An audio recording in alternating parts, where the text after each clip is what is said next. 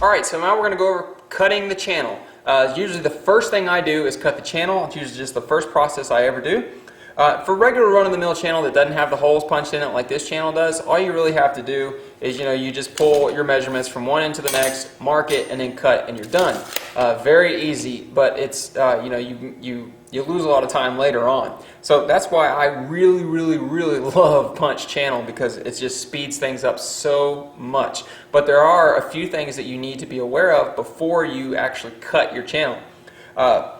So when using the punch channel, first thing you want to do is you want to make sure that the holes line up. And it's simple. You just got to put the pieces together and you just eyeball it all the way down and make sure that the holes line up. Now you need to make sure that if you have longer sections of this, like a 5 or 6 foot section, you need to check this all the way down the line. Don't just look at the first 3 or 4 holes and see, oh, it lines up, that it's perfect all the way down, because that's not going to be the case sometimes. I mean, occasionally you might get a bad piece from the mill and it might be off just a little bit, and that's really not something you want to find out after you've already welded half the pickets on here and find out down the line if they don't line up. So now in cutting this, the easiest way to cut is you want to cut both pieces at once.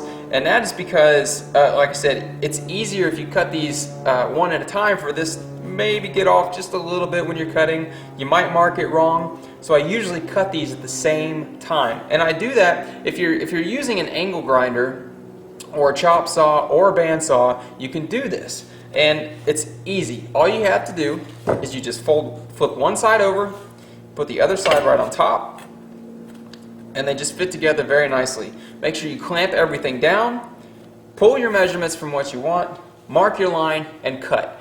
Very, very simple. Like I said, the main thing is you just want to always make sure that your holes are lining up.